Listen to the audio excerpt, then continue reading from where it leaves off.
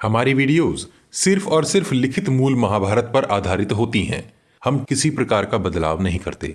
इस अध्याय में आप जानेंगे कि संजय किस प्रकार इस पृथ्वी पर उपस्थित पर्वतों, नदियों और विभिन्न युगों में पैदा होने वाले मनुष्यों का वर्णन करते हैं। पिछले भाग में आपने जाना था कि जब व्यास जी द्वारा संजय को दिव्य दृष्टि प्रदान कर दी गई, तब धृतराष्ट्र ने संजय से किस प्रकार के विचित्र प्रश्न पूछे तथा संजय ने पंच महाभूतों तथा सुदर्शन द्वीप का किस प्रकार दुर्लभ वर्णन किया था। पिछले एपिसोड का लिंक आपको डिस्क्रिप्शन बॉक्स तथा चैनल के पेज पर मिल जाएगा। भीष्म पर्व अध्याय 7। धृतराष्ट्र बोले, हे परम बुद्धिमान संजय, तुम मेरु के उत्तर तथा पूर्व भाग में जो कुछ है उसका मेरे समक्ष पूर्ण रूप से वर्णन करो। साथ ही माल्यवान पर्वत के विषय में भी जो जानने योग्य बातें हैं वे भी मुझे बताओ। संजय बोले, हे राजन, नीलगिरी से दक्षिण तथा मेरु पर्वत के उत्तर भाग में पवित्र उत्तर कुरु वर्ष है, जहाँ सिद्ध पुरुष निवास करते हैं। वहाँ के वृक्ष सदा पुष्प और फल से संपन्न होते हैं और उनके फल बड़े मधुर एवं स्वादिष्ट होते हैं। उस देश के सभी पुष्प सुगंधित और फल सरस होते हैं। हे नरेश्वर, वहाँ के कुछ वृक्ष तो ऐसे होते हैं जो मनोवांछित फलों के दाता हैं। हे राजन, दूसरे क्षीरी नाम वाले वृक्ष हैं जो सदा षड्विध अर्थात 6 प्रकार के रसों से युक्त एवं अमृत के समान स्वादिष्ट दुग्ध बहाते रहते हैं। हे जनेश्वर, वहाँ की सारी भूमि मणिमयी है। वहाँ जो सूक्ष्म बालू के कण हैं वे सब सुवर्णमय हैं। उस भूमि पर कीचड़ का कहीं नाम नहीं है। उसका स्पर्श सभी ऋतुओं में सुखदायक होता है। वहाँ के सुंदर सरोवर अत्यंत मनोरम होते हैं। उनका स्पर्श सुखद जान पड़ता है। वहाँ देवलोक से भूतल पर आए हुए समस्त पुण्यात्मा मनुष्य ही जन्म ग्रहण करते हैं।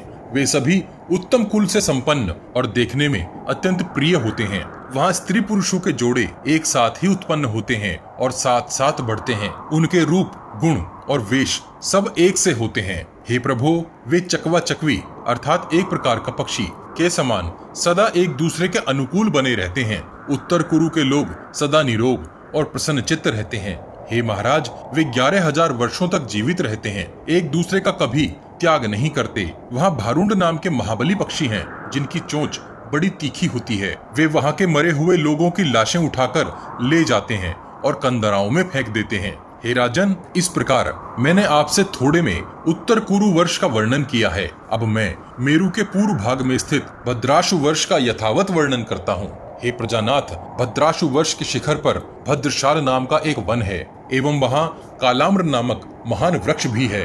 हे महाराज, कालाम्र वृक्ष बहुत ही सुंदर और 1 योजन ऊंचा है। उसमें सदा फूल और फल लगे रहते हैं। सिद्ध और चारण पुरुष उसका सदा सेवन करते हैं। वहाँ के पुरुष श्वेत वर्ण के होते हैं। वे तेजस्वी और महान बलवान हुआ करते हैं। वहाँ की स्त्रियां कुमुद पुष्प के समान गौर वर्ण वाली, सुंदरी तथा देखने में प्रिय होती हैं। उनकी अंग कांति एवं वर्ण चंद्रमा के समान है। उनके मुख पूर्ण चंद्र के समान मनोहर होते हैं। उनका एक एक अंग चंद्र रश्मियों के समान शीतल प्रतीत होता है। वे नृत्य और गीत की कला में कुशल होती हैं।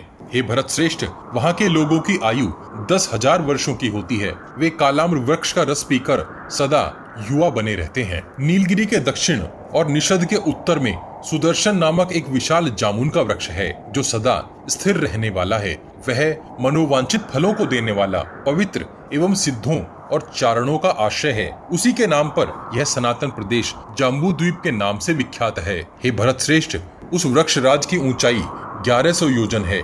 वह ऊंचाई स्वर्ग लोक को स्पर्श करती हुई सी प्रतीत होती है।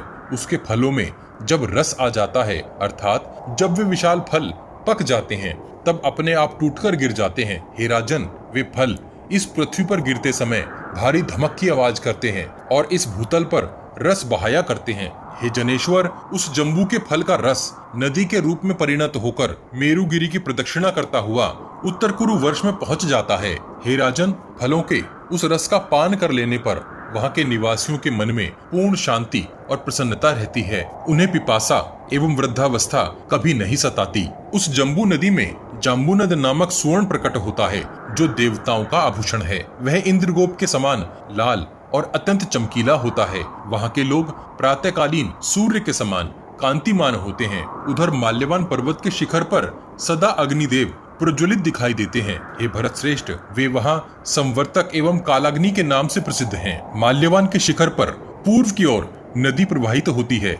माल्यवान का विस्तार 5-6 हजार योजन है। वहाँ सुवर्ण कांतिमान मानव उत्पन्न होते हैं। वे सब लोग ब्रह्मलोक से नीचे आए हुए पुण्यात्मा हैं। उन सबका सबके प्रति साधुतापूर्ण बर्ताव होता है। वे उधर्वरेता अर्थात नैष्ठिक ब्रह्मचारी होते हैं और कठोर तप करते हैं। फिर समस्त प्राणियों की रक्षा के लिए सूर्य लोक में प्रवेश कर जाते हैं। उनमें से 66,000 भगवान सूर्य को चारों ओर से घेर कर उनके सारथी और उनके आगे आगे चलते हैं। वे 66,000 वर्षों तक ही सूर्य देव के ताप में तपकर अंत में चंद्रमंडल में प्रवेश कर जाते हैं।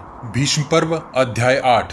धृतराष्ट्र बोले, हे संजय, तुम सभी वर्षों और पर्वतों के नाम बताओ और जो उन पर्वतों पर निवास करने वाले हैं उनकी स्थिति का भी यथावत वर्णन करो। संजय बोले, हे राजन, श्वेत के दक्षिण और निषद के उत्तर में रमणक नामक वर्ष है। वहाँ जो मनुष्य जन्म लेते हैं वे उत्तम कुल से युक्त और देखने में अत्यंत प्रिय होते हैं। वहाँ के सब मनुष्य शत्रुओं से रहित होते हैं। हे महाराज, रमणक वर्ष के मनुष्य सदा प्रसन्नचित्त होकर 11,500 वर्षों तक जीवित रहते हैं। नील के दक्षिण और निषद के उत्तर में हिरण्य वर्ष है, जहाँ हिरण्यवती नदी बहती है।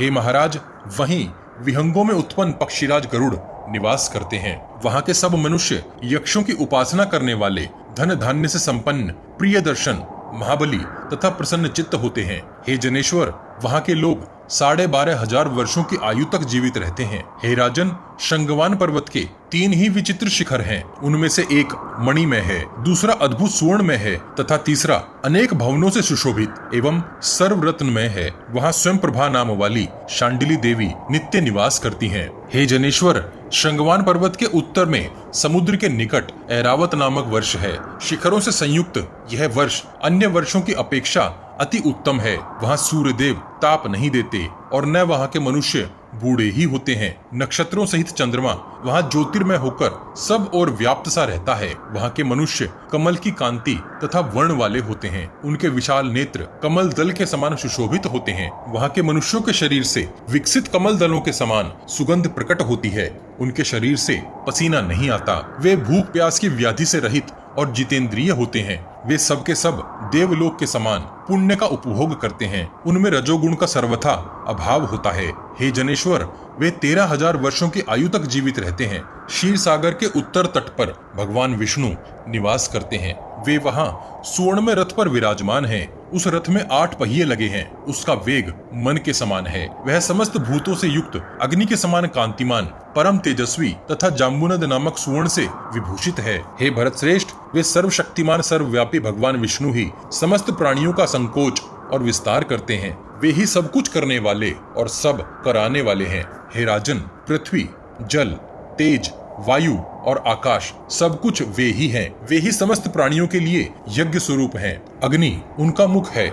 वैशंपायन जी बोले, हे महाराज जन्मेजय, संजय के ऐसा कहने पर महामना धृतराष्ट्र अपने पुत्रों के लिए चिंता करने लगे। कुछ देर तक सोच विचार करने के पश्चात महातेजस्वी धृतराष्ट्र ने पुनः इस प्रकार कहा, हे सूत पुत्र संजय, इसमें संदेह नहीं कि काल ही संपूर्ण जगत का संहार करता है, फिर वही इसकी सृष्टि भी करता है। यहाँ कुछ भी सदा स्थिर रहने वाला नहीं है। भगवान नर और नारायण समस्त प्राणियों के सुदृढ़ एवं सर्वज्ञ हैं।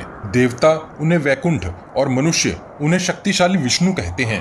भीष्म पर्व अध्याय 9। धृतराष्ट्र आगे बोले, हे संजय, यह जो भारत वर्ष है जिसमें यह राजाओं की विशाल वाहिनी युद्ध के लिए एकत्र हुई है, जहाँ का साम्राज्य प्राप्त करने के लिए मेरा पुत्र दुर्योधन ललचाया हुआ है, जिसे पाने के लिए पांडवों के मन में भी बड़ी इच्छा है तथा जिसके प्रति मेरा मन भी आसक्त है, उस भारतवर्ष का तुम यथार्थ रूप से वर्णन करो, क्योंकि इस कार्य के लिए मेरी दृष्टि में तुम ही सबसे अधिक बुद्धिमान हो। संजय बोले, हे राजन सुनिए, पांडवों को इस भारतवर्ष के साम्राज्य का लोभ नहीं है। दुर्योधन तथा सुबल पुत्र शकुनी ही उसके लिए बहुत लुभाए हुए हैं। विभिन्न जनपदों के स्वामी जो दूसरे दूसरे क्षत्रिय हैं, वे भी इस भारतवर्ष के प्रति गिद्ध दृष्टि लगाए हुए एक दूसरे को सहन नहीं कर पाते हैं। हे भारत, अब मैं यहाँ आपसे उस भारतवर्ष का वर्णन करूंगा जो इंद्रदेव और व्यवस्थक मनु का प्रिय देश है।